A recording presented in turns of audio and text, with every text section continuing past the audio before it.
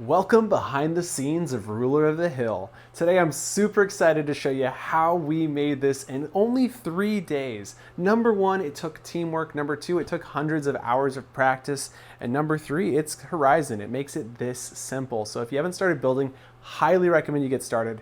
Today we're going to go through a lot of different topics. So what I want you to do is, if you have a specific thing you're interested in, use our little scroll bar there in the video. You can find specific topics you're interested in depending on your skill level. And we're going to start at the most basic. So if you're a beginner watching this all the way through in order, that's the way to do it. But if you're high level and you're looking to know exactly how we made this go, you might want to go through the bar and find exactly where in this video you are interested in learning about. Hey, look, it's Merc. Hey, how's it going? This guy, oh my gosh, this guy, he did the artwork in here. Everything you see, the reason it looks this good is because of Merc. He is fabulous, and having him along for the past few days making this has been amazing. Super huge props to him. Let's go ahead and start by running through what is Ruler of the Hill. It's kind of this like choose your own adventure almost, because there's so many different ways to go about becoming the ruler. You don't even have to become the ruler. If you want to come up here and chill, that's also an option. If you want to come down here and talk, that's an option. So what's happening? A lot of different things. It's almost utter chaos, but it's, you know, it's organized chaos, right? Starting here on the front end, players spawn in. Their goal is to get to the top of the hill to become the ruler. If you've past this axe, you get respawned back to the beginning, and then you have to try again to become the ruler. This gives the new ruler at least enough time to get a little bit of a defense going, and then 15 seconds later, there's usually a new ruler. It's a lot of fun. It is quite a bit of chaos, and there's a lot of different things going on. We've got power-ups, we've got traps, we've got hidden objects for you to find, teleports, and so much more. It's amazing. Starting with the most simple, we're going to start here in the beginning and note that this world is running extended audio. Extended audio means that wherever you are in this world, you have slightly extended audio. Right now, Merc could reach me if he tried to talk, but if he's halfway up the hill, I won't hear him. If we're hanging it out in this area, we can all hear each other, but we won't be able to reach the ruler. And so because of that, this game requires a lot of teleporting, a lot of motion. It's really fast-paced, so we wanted to make sure people could talk to each other.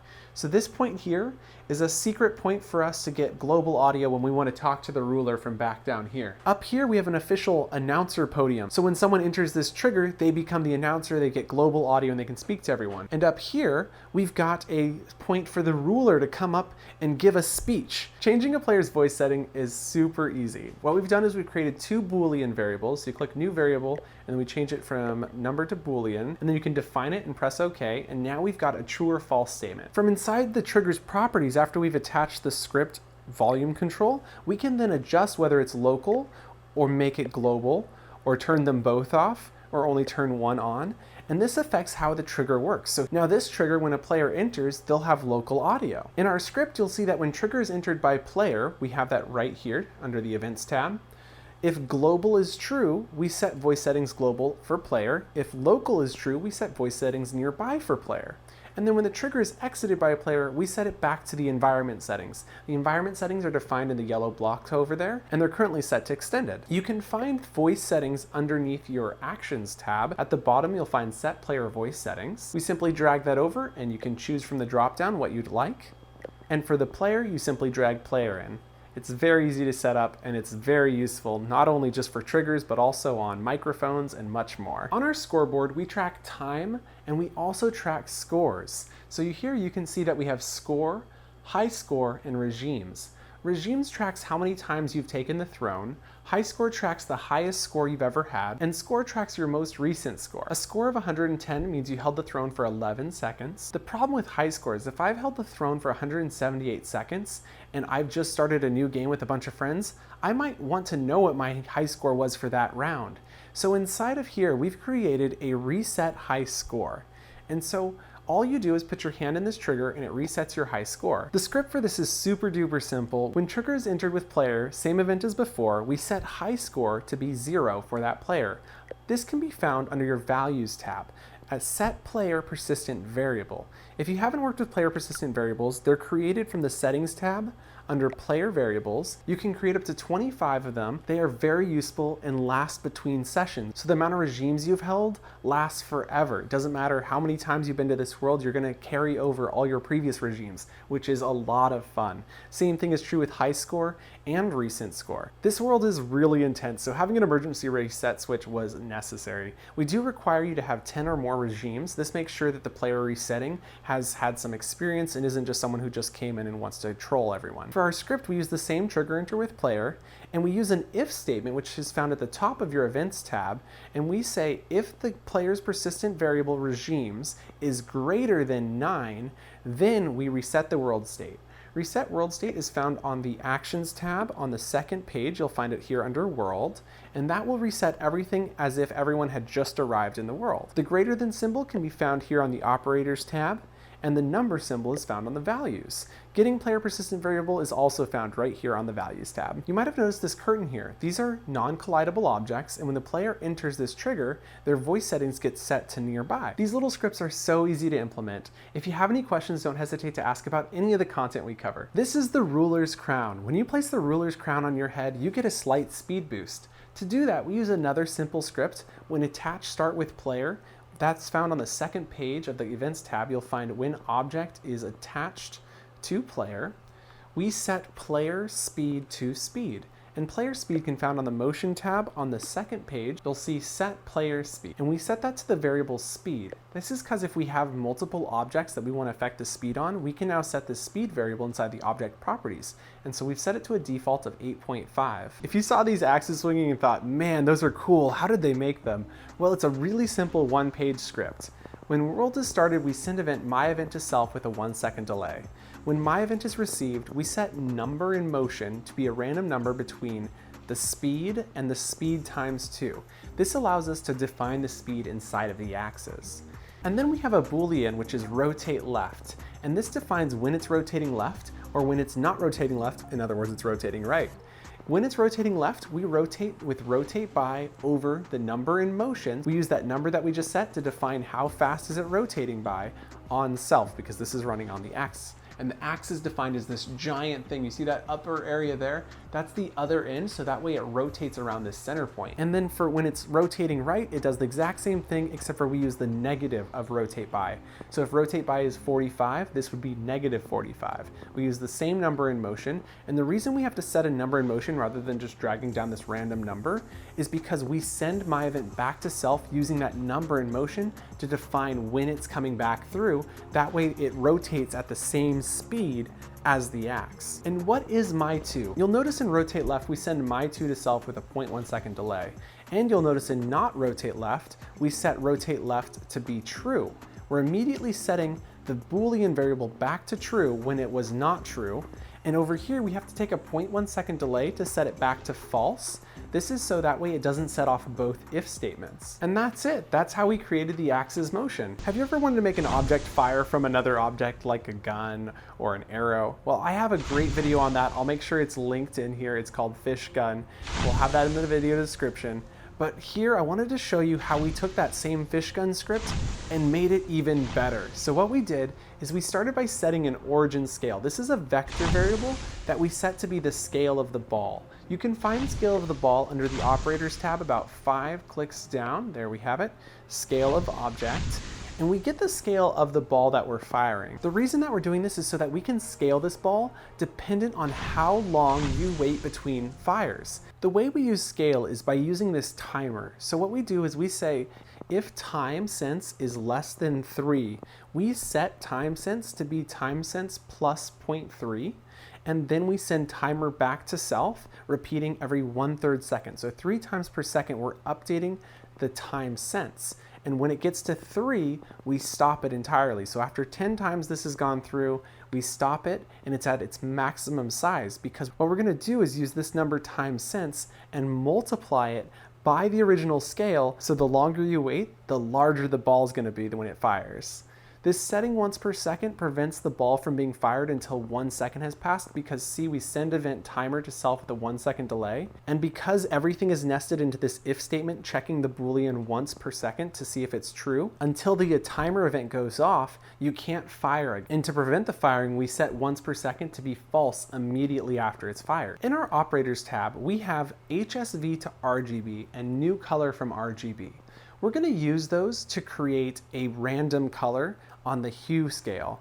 We use a random number with decimals between 0 and 1 to get our hue, because hue ranges from 0 red to 1 red. Any number in between there is a color on the hue scale. We also set saturation and value to be 100%, that way they're fully vibrant colors. And because this is an HSV value, we have to convert it to an RGB to be compliant with the way that Horizon uses color. If you're looking for random numbers, it's also found in your operators tab, and it's right here under random numbers, and we use the top one, random number with decimals. After changing the color, we scale with that origin scale multiplied by time sense, and we do that to the ball, and then we launch that ball from a trigger, which we call fire from, with speed.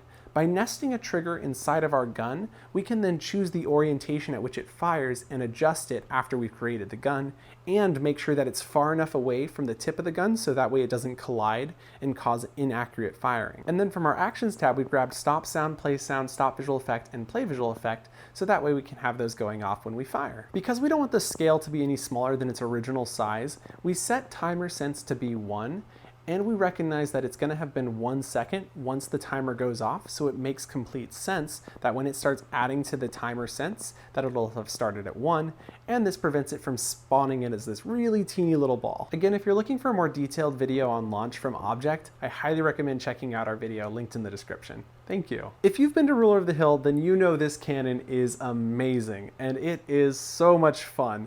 I'm not going to go too deep into this because it's very much the same as the launch from script that we just looked at, but there is one key difference with this cannon. It fires 2 separate balls. This gives the cannonball enough time to bounce around while the other one's still floating in. So what do? Well, we use a Boolean to check whether the ball state is in Cannonball 1 or not Cannonball 1, in other words, Cannonball 2. And other than that, it's identical to the script we just looked at. The biggest difference here is this section of the cannon is animated to rotate. So we have an invisible piece that goes out to here, which creates a rotation around this point, and then we recorded an animation to get it to rotate. And we set it to be relatively random, and once we've recorded that animation, we simply slow it down to make it look nice and smooth. The next item we're going to look at are these speed boots, the glue, and the glue slicks. When you jump on these glue bottles, you get additional height. When you fall on the glue slick, well, you get slowed down. And these rocket boots, well, they launch you forward. How do we do that? Well, we used a singular script, which might surprise you. And I'm not sure I would recommend putting it all in one script, but it's not difficult to do. And the way this works is we use a series of Booleans. So here you can see that we have Sonic, and Sonic, if set to true, means they'll go fast. We also have Kangaroo. When set to true, they jump higher. When Sonic is set to false, it actually means they'll go slow. We do the inverse when it's false. Our number of Sonic determines how much faster we're going to increase their speed. The number of Kangas determines how much higher they're going to jump. The boost life determines how long is that boost going to last. One-off is a Boolean that's used throughout our script. It starts as true, and it's used to prevent the boost from going off when it's already in use. So once the boost life of 1.5 seconds runs out, it's then set back to true so that the boost can be used again. Boost object represents the object that is the boost, so if it's the glue bottle, then the glue bottle is invisible when it goes off. The player ID in motion is the player ID so that we can track them during the boost. And then we have a sound effect when it activates and a sound effect when it deactivates. And then we have move animation, which is one object that has an animation on it. And when the boost is deactivated, we move the object so that it respawns in a random position. When the trigger is entered with a player, if one-off is true, we stop the sound and then play the sound. Sound effects activate. We then set one-off to be false, so that way this only happens once. If not Sonic, we set the player's speed to be slow. If Sonic is set to true, we set their speed to be fast. And if Kangaroo is true, we set player's gravity to be default minus number of Kangas. All of these can be found underneath player motion as speed and gravity. We then hide the boost object. We set the player ID in motion to be that of the player who entered the trigger. We play the animation move animation, so we start moving the object. Then we send myEvent to self with boost life seconds. So we send myEvent to delay until it reactivates.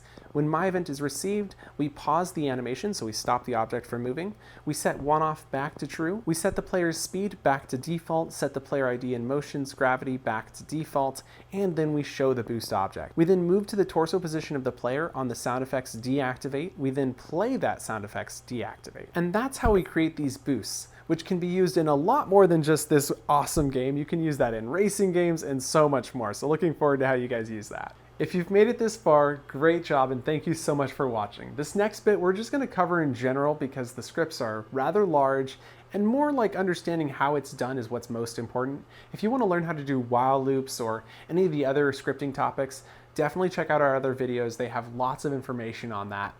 To start us off, all of these balls track collision events with player heads and torsos. When these balls collide with a player's head or torso, they send off an event, and that event needs to know whether or not they've collided with the current ruler. And so every one of these balls is tied into this trigger, and this trigger basically tracks when the new ruler comes through, and it cuts out the old ruler. This trigger is almost the brains of the operation, except for we duplicated the ball, which was tied into the trigger, rather than having to take the trigger and tie into all the balls. That's how we can have so many without having to worry about them. The other thing to note is these cannons fire duplicates of these balls. They're right up here. And by using the cannon firing these balls, it comes with the same script to check whether or not it's the king or not the king. The other thing these balls are doing is they're tracking their own location. When it gets below this point on the map, it respawns back to its original position. But there's one really cool thing these balls are doing.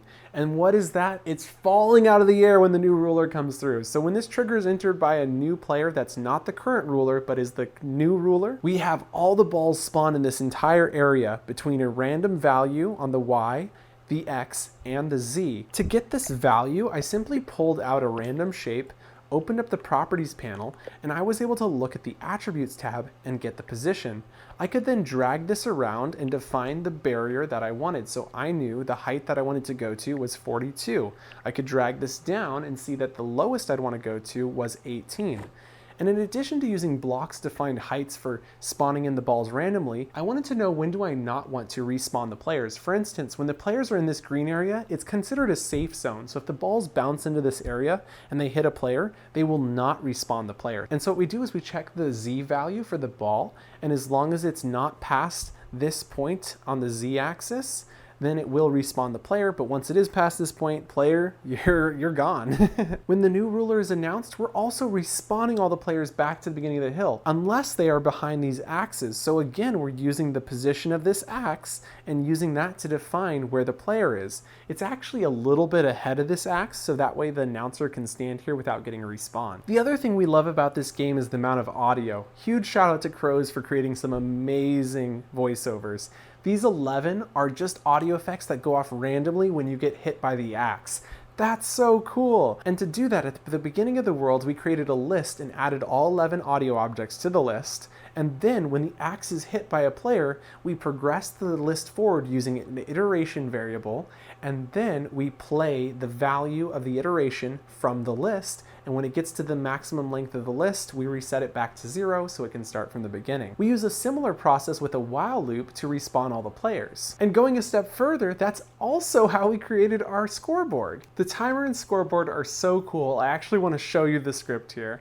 What we're doing is when world is starting, we're sending event timer loop to self. When timer loop is received, we set timer iteration, which is a number variable that starts at 0, to timer iteration plus 1. So at the beginning of the world, it goes to 1, then to 2, and so on.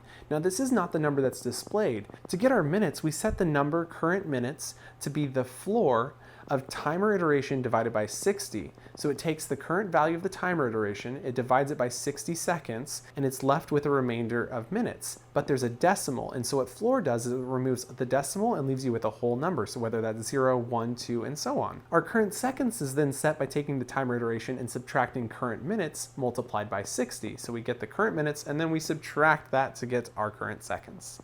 If current seconds is less than 10 seconds, because it's a singular digit at that point, we use a separate display loop for the timer. And this display adds a 0, which makes it in line with when it's 10 seconds or greater. In our first string, we have current rain has lasted with a break, so that's a less than BR greater than symbol. and then we add to it the current minutes, which we display as a string, plus another string, which is space, colon, space 0, and then we add current seconds as a string, and we display that on the timer text. If it's 10 seconds or greater, we display it without the 0. For our scoreboard, we don't display it until there is a current player in regime. So until a player has taken the throne, we do not display the scoreboard. Once someone has taken the throne and there's more than one player online, we show the score list. The score list is the text object you see there. We then set the recent score to be timer iteration times 10 for the current regime. So whoever's currently in the throne has their score updated. And then if that player's score is greater than their high score, we also update their high score. Now here's where things get fun. We take string in motion, which is an empty string variable, and we set it to be empty. We then set iteration to be the length of players online. If you haven't seen how to create a new list of player IDs, you simply label it here, and then you can use it in your script. And so when world is entered by a player, we add that player to the player online list. When the player exits the world, we then remove them from the list. And to do this, we have to get the index of the player from the list first, and then we can remove that item at index from the list. Please note, if the player who exits the world is that from the previous regime, we actually have to set the previous regime to be empty. That prevents the scoreboard from displaying until a new person has taken the throne. Because if the person who was in the throne leaves the world and the timer kept counting up, that would cause an enormous amount of issues. But more than that, it would actually cause the script to completely stop running. So it's important that you set it to empty and make sure there's an if statement checking to see if the player is online using that variable. So now that we've set the iteration to be the length of the player's online list, we can run a while loop. And what a while loop is going to do is it's going to run as fast as possible. So we take while the iteration is greater than or equal to 1, we are going to continue running. And then once it's less than or equal to 1, we have to stop it. So we start by setting the iteration to be subtract 1. Let's say there's 10 players online. Well, the first iteration will be 10, but you can't pull the 10th player because the list starts at 0. So the 10th player is actually number 9. So we start by iterating it down to 9, so by subtracting 1. And then when we go through and run our string in motion, what we're doing is adding to the string until we get through the entire while loop. And that creates all of the lines for every single player. So we start by taking string in motion, we add to it a break. So this is that less than BR greater than symbol, which shows up as blank once you've typed it in. And then we get the name of the player by getting the item iteration from the player's online list. So by using iteration, we can pull that player from the list and then get the name of that player. And then we add the apostrophe S score colon space. And then on our next line, we continue adding to the string in motion using the set command. And we go string in motion plus the player's persistent variable recent score using that same get item from list. And then we add the string high score. And then we go and add the actual high score to it. And we continue on through regimes, creating this really nice list. And after we're done with that, it loops back to the next one, it subtracts 1 and continues going until it gets to the bottom of the players list. Once it's done with that, it displays that entire string in motion on the score list. So unbelievably, this list of 4 is only a singular text object. It is so amazing. This used to be so much more complicated. Absolutely love while loops, and I absolutely love making strings this long. Then we send event timer loop to self with a 1 second delay, so we continue updating the timer and we continue updating the scoreboard. And that's how we do it. If you have any questions about anything you've seen here today, please do not hesitate to ask. Thank you so much for watching. Absolute pleasure creating this world. Thank you to all of the collaborators. And if you haven't already, please subscribe to us here on YouTube. We really appreciate it, and we'll see you in the next one. Bye!